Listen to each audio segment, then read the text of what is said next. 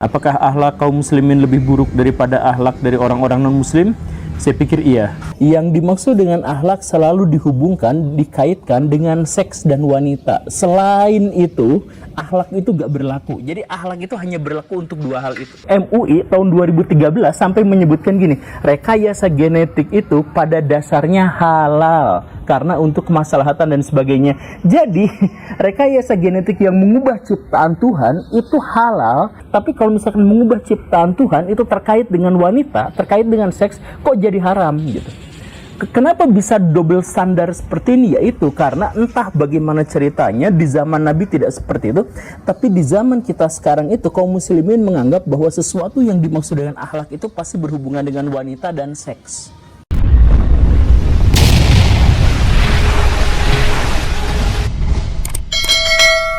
Apakah akhlak kaum muslimin lebih buruk daripada akhlak dari orang-orang non-muslim? Saya pikir iya. Tapi video ini tentu saja akan mengundang kontroversi, karena itu simak videonya sampai tuntas karena kita akan berbicara dalam konteks akhlak yang lebih luas. Apa yang dimaksud dengan akhlak? Imam Abu Hamid Al-Ghazali menyebut bahwa akhlak itu adalah nama lain dari sifat. Jadi kalau misalkan sifatnya jahat berarti akhlaknya jahat gitu. Kalau sifatnya baik, akhlaknya baik. Semacam itu. Dan pernyataan Al-Ghazali ini nampaknya juga serupa dengan yang dijabarkan oleh kamus-kamus bahasa Indonesia Arab. Biasanya akhlak itu disebut sebagai karakter atau sifat atau sikap atau hal-hal yang semacam itu begitu. Nah, disinilah kita harus memandang bahwa akhlak itu adalah sesuatu yang sangat luas, kriterianya itu banyak sekali, terkait dengan kejujuran, keberanian, tentang mentalitas, kebersihan, tentang pantang menyerah, sikap rendah hati dan sebagainya. Itu semuanya adalah akhlak. Nah, disinilah kaum muslimin nampaknya tertinggal jauh dibandingkan dengan umat-umat yang lain, dibandingkan dengan orang-orang sekuler atau bahkan orang-orang ateis. Kok bisa seperti itu? Misalkan kita ambil salah satu kriteria, kejujuran. Kalau misalkan kita melihat daftar negara-negara mana yang paling jujur warganya di dunia, itu 10 besar gak ada yang negaranya muslim gitu. Dan negara muslim, kita misalkan lihat saja di Indonesia, kita mengetahui bahwa Indonesia yang mayoritas penduduknya adalah Islam, itu adalah negara yang dipenuhi oleh para penipu dan koruptor. Sekarang saya nanya Baraya 80%, 90% temannya adalah muslim. Sekarang saya tanya kepada Baraya, siapa di antara Baraya yang tidak pernah ditipu seumur hidupnya? Gak akan ada yang bisa ngejawab. Silakan kalau misalkan ada yang saya tidak pernah ditipu seumur hidupnya, tulis di kolom komentar. Tapi saya yakin Baraya pernah ditipu sama seseorang. Yang menunjukkan apa? Yang menunjukkan bahwa populasi para penipu di negeri ini itu sangat-sangat besar. Dan itu baru soal penipu. Kita tidak berbicara soal orang-orang yang suka korupsi, kita tidak berbicara soal orang-orang yang menyalahgunakan wewenang dan sebagainya. Kita belum sampai situ. Kita berbicara soal penipu. Dan di negeri muslim fenomenanya selalu sama seperti itu. Kenapa bisa seperti itu? Kenapa akhlak kaum muslimin dalam konteks kejujuran itu misalkan kalah? Atau misalkan kita lihat kriteria yang lain, misalkan amarah, kemampuan untuk menahan diri dari amarah gitu. Nah, itu juga kan adalah akhlak. Akhlak yang baik itu adalah dia mampu untuk mengendalikan diri dari, khususnya dari amarahnya. Hadisnya ada bahkan sampai seperti itu. Tapi kalau misalkan kita melihat 10 besar negara-negara paling mudah marah warganya, itu hanya satu, yaitu Armenia yang pemarah. Sisanya dari nomor 1, nomor 2, nomor 3, dan seterusnya sampai 10 besar itu negara-negara muslim semua. Turki gitu yang mudah marah seperti itu. Nah, berarti dalam hal ini akhlak kaum muslimin juga tertinggal. Kemudian kita juga misalkan melihat akhlak itu dalam konteks kebersihan. Kaum muslimin itu selalu membanggakan dalil-dalil soal kebersihan. Iya kan? Dan Nabi Muhammad itu adalah seorang yang sangat-sangat terobsesi pada kebersihan. Nah, tetapi kalau misalkan kita melihat 10 negara paling bersih di dunia, kita juga tidak akan menemukan itu adalah ada di negara muslim. Negara paling bersih itu diantaranya adalah New Zealand, Denmark, kemudian Finlandia dan sebagainya. 10 besar itu gak ada yang muslim. Dan kalau misalnya kita lihat negara mana yang paling kotor gitu, yang paling buang sampah sembarangan dan lain-lain ternyata adalah Afghanistan yang mengklaim dirinya paling menjalankan syariat Islam. Nah begitu. Nah dengan begitu banyak kriteria-kriteria soal akhlakul karimah, kenapa kaum muslim itu selalu tertinggal? Bahkan ketika video ini dibuat, ada aja orang-orang yang kemudian akhlaknya itu buruk dengan mengatakan ini guru gembul sedang menistakan agama dan lain sebagainya gitu. Mereka nggak mau introspeksi, mereka pengennya yang baik-baiknya aja gitu. Kan seperti itu, akhlaknya jelek. Nah, kenapa bisa seperti itu? Kalau misalkan Baraya analisis, ada satu hal yang sesungguhnya menjadi satu jamur di antara kaum muslimin, tapi sampai sekarang saya juga nggak tahu dari mana asal mulanya. Yaitu apa? Yang dimaksud dengan akhlak selalu dihubungkan, dikaitkan dengan seks dan wanita. Selain itu, akhlak itu nggak berlaku. Jadi akhlak itu hanya berlaku untuk dua hal itu. Saya ambil contohnya begini, Baraya. Baraya mungkin akan memahami dengan kasus yang seperti ini. Baraya tanya kepada seluruh ulama di seluruh dunia, apakah operasi plastik wanita untuk kecantikan itu boleh atau tidak, haram atau boleh gitu. Maka mereka pasti akan kompak menjawab bahwa operasi plastik buat perempuan untuk kecantikan itu haram. Kalau buat pengobatan masih ada yang membolehkan, tapi kalau misalkan untuk kecantikan saja itu haram. Apa alasan mereka? Alasan mereka adalah karena itu mengubah ciptaan Tuhan. Itu dalilnya selalu itu, mengubah ciptaan Tuhan. Sekarang saya tanya, kenapa rekayasa genetik dihalalkan padahal rekayasa genetik itu tidak terkait dengan hal-hal yang urgen? Misalkan, kita menemukan ada hewan-hewan yang direkayasa secara genetik untuk bisa lucu-lucuan dan dipelihara dengan baik oleh manusia walaupun itu menyakiti si hewannya. Misalkan kita menemukan hewan kucing mumcin. Itu kan kucingnya kakinya pendek-pendek. Aslinya ada kucing cacat, kemudian direkayasa genetik dan dikembangbiakan oleh manusia karena apa? Karena lucu. Kucing itu tidak bisa mandiri hidupnya. Jadi segala naluri yang dia miliki itu untuk bertahan hidup, untuk berburu dan sebagainya terhambat gara-gara dia sebenarnya cacat. Tapi dikembangbiakan sama manusia gara-gara itu lucu. Yaitu ada rekayasa genetik. Atau babi jadi kecil atau apa, banyak sekali rekayasa genetik terkait dengan hewan. Ada nggak ulama yang mengatakan itu haram? Nggak ada. Ulama-ulama mengatakan bahwa itu halal. Kenapa? Rekayasa genetik itu MUI tahun 2013 sampai menyebutkan gini, rekayasa genetik itu pada dasarnya halal karena untuk kemaslahatan dan sebagainya. Jadi rekayasa genetik yang mengubah ciptaan Tuhan itu halal, tapi kalau misalkan mengubah ciptaan Tuhan itu terkait dengan wanita, terkait dengan seks, kok jadi haram gitu. Kenapa bisa double standar seperti ini? Yaitu karena entah bagaimana ceritanya di zaman Nabi tidak seperti itu, tapi di zaman kita sekarang itu kaum muslimin menganggap bahwa sesuatu yang dimaksud dengan akhlak itu pasti berhubungan dengan wanita dan seks. Pasti itu. Makanya kalau misalkan satu wilayah, satu negara mencoba untuk menerapkan syariat Islam, yang pertama kali diaplikasikan itu bukan pemberantasan korupsi, yang pertama kali diaplikasikan itu bukan perbaikan ekonomi, bukan, tapi perempuan dihijabin di sekolah-sekolah. Itu masalahnya. Kenapa? Saya tidak menyangkal bahwa hijab itu adalah bagian dari syariah Islam. Saya sepakat bahwa hijab itu adalah bagian dari syariah Islam. Tapi pertanyaannya adalah kenapa segala sesuatu itu dimulainya dari situ? Saya pernah kan dulu bikin video yang di sekolah yang berlabel Islam itu, di sana ada peraturan yaitu nggak boleh bawa handphone ke sekolah. Itu sebenarnya peraturannya agak aneh sih, tapi nggak boleh bawa handphone di sekolah. Kemudian ketika ada siswa yang ketahuan, maka siswa yang dimaksud itu HP-nya kemudian dirampas, kemudian dihancurkan di depannya dia sendiri. Kemudian apa kata guru-guru itu? Ini untuk menjaga akhlak. Akhlak macam apa? Oh ternyata akhlak karena nanti takut nonton yang aneh-aneh atau takut chat dengan perempuan yang aneh-aneh dan sebagainya. Itu alasannya. Tapi kan sebenarnya akhlak itu kalau kita menghancurkan properti orang lain itu kan sebenarnya tidak berakhlak baik. Apalagi menghancurkan properti orang lain itu pakai besi penghancur yang itu di depan siswa, berarti itu membahayakan siswa karena itu handphone itu jadi limbah B3. limbah yang berbahaya buat lingkungan, berbahaya buat anak yang di depannya, berbahaya untuk yang eksekutornya, tapi gak ada yang peduli. Pokoknya itu penegakan syariat Islam, menegakkan akhlakul karimah. Dengan cara apa? Dengan cara yang tidak berakhlak.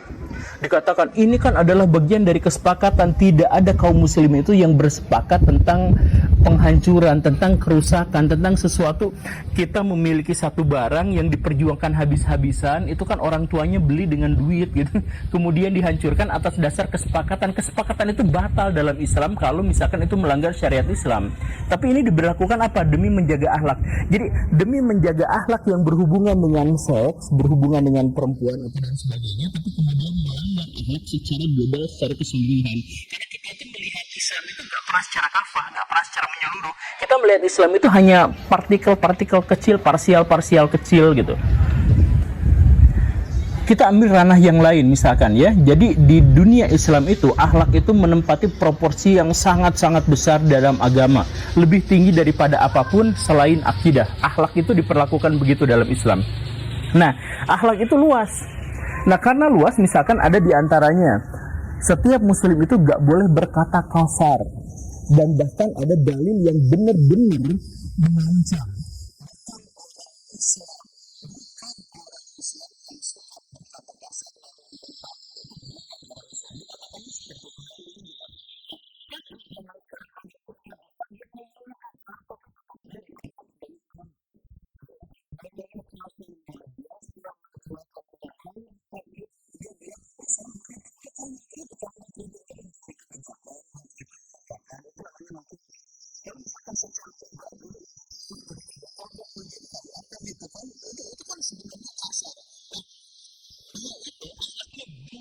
Dalam Islam karena apa? Karena bukan orang Islam yang suka menghina, yang suka menghujat, yang suka mengumpat dan berkata kasar.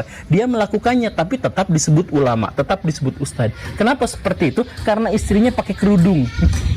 Jadi balik lagi ke situ. Jadi yang dimaksud baik, yang disebut soleh, yang disebut apa itu pasti berhubungannya dengan seks dan reproduksi dan perempuan. Pasti hubungannya itu. Kalau misalkan di luar itu maka itu nggak jadi masalah gitu.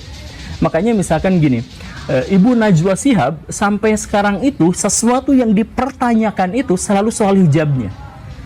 Kan dimensi akhlak itu banyak. Kita nggak berbicara soal kedermawanannya, kita nggak berbicara soal kontribusinya terhadap media, kita tidak berbicara soal profesionalismenya dalam dunia kejurnalan dan sebagainya. Kita nggak bahas itu, kita hanya bahas itu kerudungnya di mana gitu. Karena apa? Karena yang dimaksud dengan akhlakul karimah selalu berhubungan dengan itu. Sekali lagi saya katakan, saya bukan berarti anti hijab. Saya katakan hijab itu, kerudung itu hanya bagian kecil di antara sekian banyak syariat Islam, sekian banyak akhlakul karimah. Gitu. Jadi kalau misalkan kita berbicara gini, kalau misalkan tidak pakai kerudung harus diapain, itu tidak ada dalilnya. Hanya pendapat para ulama harus gini, harus gitu, harus gini, harus gitu dan sebagainya. Tapi tidak pernah ada dalil hukuman yang terkait dengan kalau perempuan tidak pakai hijab apa itu gak ada dalilnya. Gak ada dalil eksplisitnya. Orang-orang pasti bikin-bikin menghubung-hubungkan gitu ya. Ada dalil apa disangkut pautkan ada, tapi secara eksplisit tidak ada. Sedangkan orang yang berkata kasar itu dalilnya banyak dan ancamannya besar. Nah, walaupun seperti itu, orang-orang tetap akan fokus pada soal hijab dan akan mengabaikan tentang sesuatu yang berhubungan dengan berkata-kata kasar. Nah, ini kan ya, jadi umat muslim sekarang itu akhirnya terjebak pada dimensi Islam yang tidak kafah, dimensi Islam yang sepotong-sepotong, yang melihat segala sesuatu, yang melihat kesolehan hanya dalam satu sudut pandang saja. Ada ibu-ibu pakai kerudung, tapi dia suka buang sampah sembarangan, tetap disebut solehah karena pakai kerudung. Ada ibu-ibu suka ngegibah ke orang-orang, tetap disebut ibu ustadah. Karena apa? Karena dia pakai kerudung. Ada bapak-bapak misalkan dia koruptor, gak apa-apa karena istrinya berkerudung. Semuanya aja terkait dengan itu.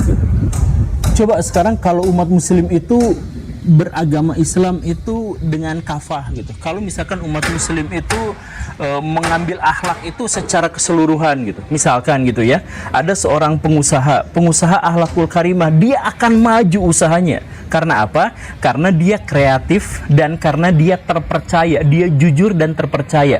Kalau pengusaha itu modal utamanya itu sebenarnya bukan aset. Aset pertama yang dia miliki itu seharusnya adalah kepercayaan pihak lain pada dirinya. Itu aset nomor satu bagi pengusaha. Nah, bayangkan kalau seandainya si pengusaha itu benar-benar jujur sehingga dia terpercaya, mungkin dia akan menjadi sukses, mungkin dia akan menjadi kaya. Dan itulah yang dicontohkan sama Nabi.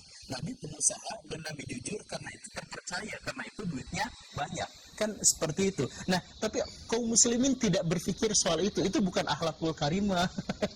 Jadi gitu, akhlakul karimah itu kan terkait dengan kejujuran dan bagaimana dia dipercaya sama pihak lain. Atau contoh lain, kalau seandainya orang-orang Indonesia semuanya akhlakul karimah, buang sampah pada tempatnya, kemudian dia mengelolanya dengan baik. Dari pengelolaan itu dia bisa jadi bisnis, dia juga bisa membuat lingkungan menjadi lebih baik. Itu kan akhlakul karimah. Tetapi tidak ada ustadz-ustadz, ulama-ulama yang mengatakan bahwa akhlakul karimah itu adalah mengolah sampah. Gak ada. Padahal misalkan dalil yang utama itu diantaranya adalah siapapun yang membersihkan kotoran atau benda-benda berbahaya dari jalan disingkirkan, itu bagian dari iman. Kan begitu, tapi diabaikan. Oh, itu kebersihan atau kreativitas, atau misalkan rendah hati, atau misalkan ada pegawai yang dia tahu diri, dia tahu tempatnya, dia bekerja keras untuk pekerjaannya, dia kerja keras untuk menghidupi keluarganya dan sebagainya. Itu akhlakul karimah. Tapi pernah nggak itu dibahas sebagai bagian dari akhlakul karimah gitu? Kan jarang. Jadi baraya gini, seorang laki-laki misalkan yang menafkahi keluarganya dengan bekerja, misalkan jadi supir angkot gitu, dia bekerja, itu akhlakul karimahnya sudah sangat-sangat besar. Karena apapun yang diberikan dirinya kepada keluarganya itu bahkan lebih besar daripada mujahidin dalam perjuang fisabilillah. Sedekahnya itu lebih besar. Berarti apa? Itu akhlakul karimah. Pernah nggak ada yang ngebahas bahwa sopir angkot itu adalah seorang yang melakukan akhlakul karimah karena dia bekerja dengan tangannya sendiri? Gak ada yang bahas itu. Karena apa? Karena yang dibahas dengan akhlakul karimah pasti berhubungan dengan perempuan lagi, kerudung lagi, seks lagi gitu. Jadi saya pengen ajak Baraya untuk sesuatu yang lebih luas. Jadi Baraya sekarang jadi seorang pelajar. Jadilah pelajar yang tidak mencontek. Jadilah pelajar yang kutu buku. Jadilah pelajar yang kemudian berinisiatif. Jadilah pelajar yang bercita-cita. Itu akhlakul karimah semuanya. Jangan soal kerudung lagi, atau misalkan Baraya sekarang adalah seorang bapak rumah tangga atau ibu rumah tangga, lakukan pekerjaan sebaik mungkin, lakukan peran sebisa mungkin, maka itu juga adalah bagian dari akhlakul karimah. Sekarang Baraya itu adalah Pak RT. Pak RT Baraya berinisiatif untuk melakukan sesuatu yang besar untuk lingkungannya, mengajak masyarakat untuk melakukan sesuatu yang baik. Itu luar biasa besar akhlakul karimahnya. Kenapa gak dibahas di situ? Kenapa kalau misalkan khutbah Jumat, kalau apa yang dibahas itu kalau misalkan terkait dengan akhlakul karimah pasti menundukkan pandangan dan sebagainya. Please lah Baraya, kita menuju pada Islam yang kafah. Jangan sepotong-sepotong, jangan membawa Islam ke dalam jurang kehancuran karena kita melihatnya secara parsial. Terima kasih karena sudah menyimak. Saya Guru Gembul. Assalamualaikum warahmatullahi wabarakatuh.